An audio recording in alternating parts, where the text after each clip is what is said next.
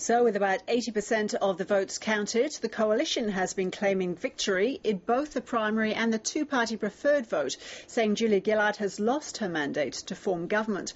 Labour says two-party preferred has swung back its way. Joining me now from Canberra is John Wanner, Professor of Politics at ANU in Canberra. So, John Wanner, there are a lot of numbers being bandied around at the moment. First past the post, two-party preferred, the number of seats.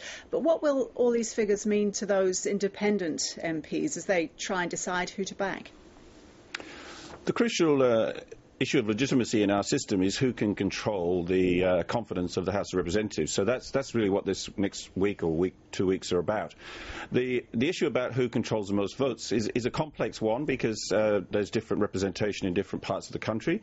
I mean, it's quite clear that the coalition have convincingly beaten Labour on the primary vote by nearly 6% of that vote.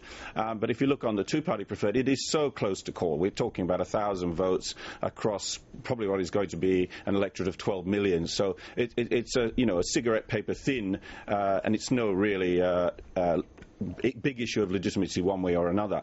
But it's the number of seats in Parliament that can be controlled. Now, clearly, there's 73 all at the moment. Who can get those, at least 2 to 3 of those will probably form the government.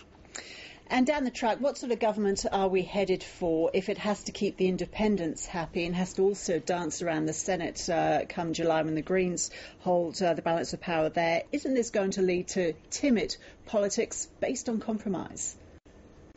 I think so. It may also lead to a period of instability. I mean, at the moment, the independents have largely been talking about reforms to Parliament, which in the broader scheme of the political system are trivial. I mean, cutting a time to question time, length of answers to questions, these are not very significant issues in the broader public policy schema here.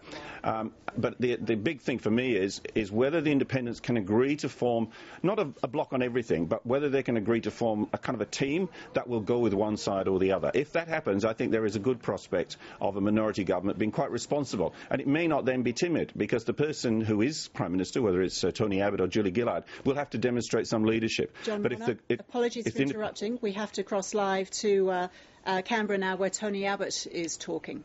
No problem.